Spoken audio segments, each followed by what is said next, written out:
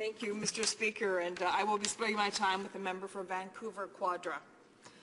I rise today to speak to our motion, to the Liberal opposition motion, calling on the House to instruct the Standing Committee on Procedure and House Affairs to study what reasonable limits should be placed on the consideration of omnibus legislation, and asking the committee to report back its findings, including specific recommendations for legislative measures or changes to the standing orders, no later than December 10, 2012. To fully understand our motion, Mr. Speaker, let us first begin by examining what an omnibus bill is.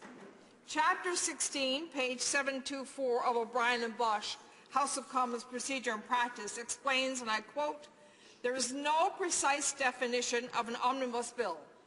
In general, an omnibus bill seeks to amend, repeal, or enact several initiatives," end of quote.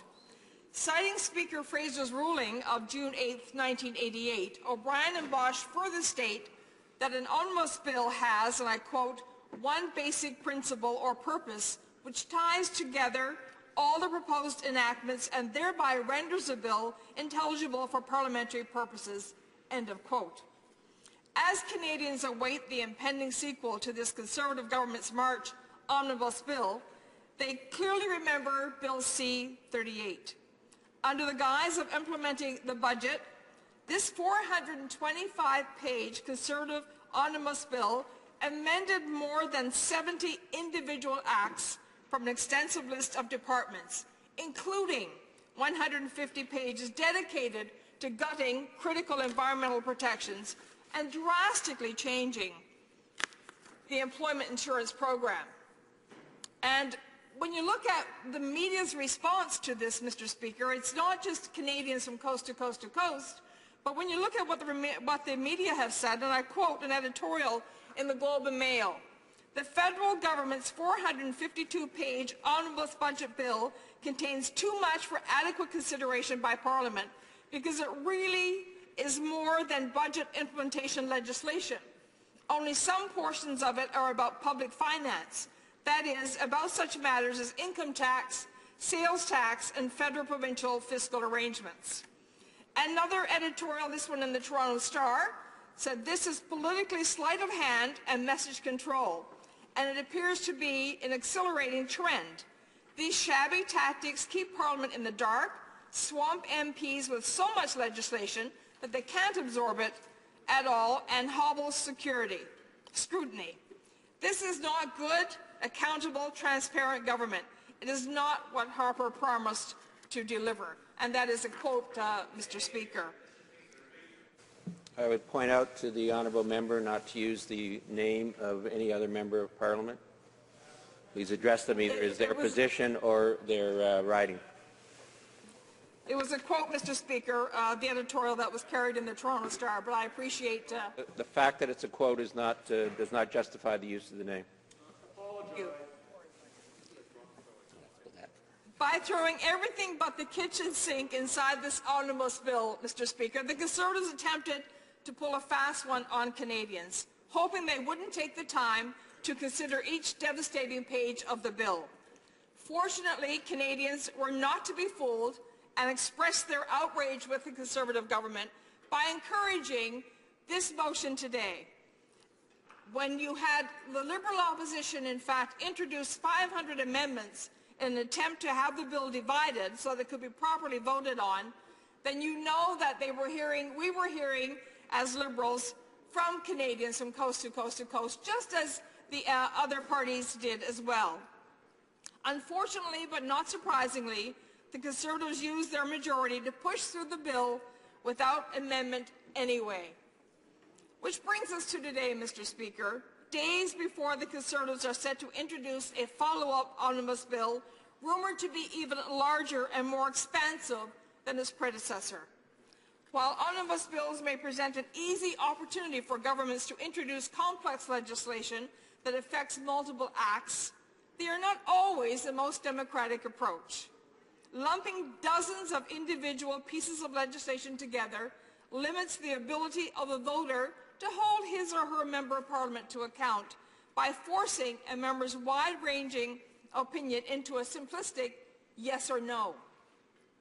For example, we expect the next Conservative Omnibus Bill to make substantive changes to parliamentary pensions. Let me be clear, Mr. Speaker. I support reductions to parliamentary pensions, including my own, so that they better reflect the Canadian standard. I think that is fair, and I think it is the right thing to do. But if the Conservatives decide to also include measures in their omnibus legislation that continues their pattern of dismantling search and rescue in my province, for instance, in Newfoundland and Labrador, then I would have real difficulty supporting that particular piece of legislation. I made a commitment to my constituents to oppose any measures that risk the lives of those who make their living at sea, and I intend to keep that commitment. Herein lies the dilemma of omnibus legislation. In such a circumstance, if I choose to support the reduction in parliamentary pensions, then I would also be forced to break a separate commitment to my constituents. That is why Liberals believe that measures to change the pensions of members of Parliament should be introduced through separate legislation, so that we have the opportunity to vote in favor of it, Mr. Speaker. And we have raised that in the House of Commons and outside the House of Commons time and time again, calling on the government, in fact, to introduce a different piece of legislation with respect to the pensions of members of Parliament.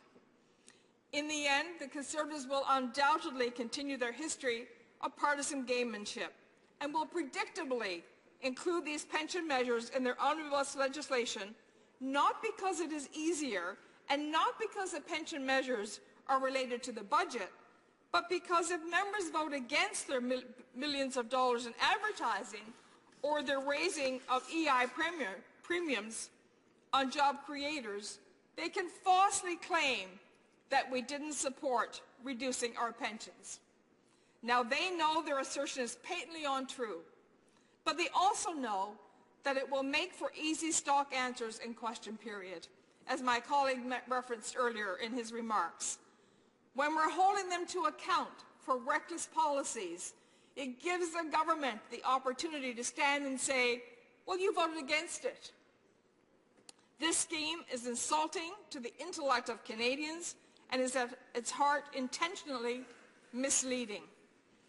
But don't take my word for it. Let's listen to what the current Prime Minister, the Right Honourable Member for Calgary West Southwest, said in response to an omnibus bill on March 25th, 1994, and he said, and I quote, "I would argue that the subject matter of the bill is so diverse that a single vote on the content would put members in conflict with their own principles." End of quote. Keep in mind that the bill that was too diverse at that time, according to the member for Calgary Southwest, was a single vote on its content wouldn't be appropriate in the mind of the Prime Minister, was only 21 pages. 21 pages is less than 5% of the length of the last Conservative omnibus bill that the Prime Minister introduced. Ironically, the Prime Minister's reservations couldn't be more relevant than to his own omnibus legislation. The same Prime Minister who now tries to use an omnibus bill to sneak substantive legislation past Canadians previously asked, and I quote, "How can members represent their constituents on these various areas when they are forced to vote in a block on such legislation on such concerns? We can agree with some of the measures but oppose others. How do we express our views and the views of our constituents when the matters are so diverse?" And he went on to suggest, and I quote, "Dividing the bill into several components would allow members to represent views of their constituents on each of the different components in the bill," end of quote. Mr. Speaker, that's exactly what we're saying in this, in our Opposition Day motion today. What the Prime Minister said in 1994 is exactly where we're coming from today. And I would like to think that his view would still be applicable today if he were to be asked the question. Unfortunately, that is not the case. And we're finding ourselves today having to introduce this private member's motion dealing with omnibus legislation because of the actions of this government. Thank you.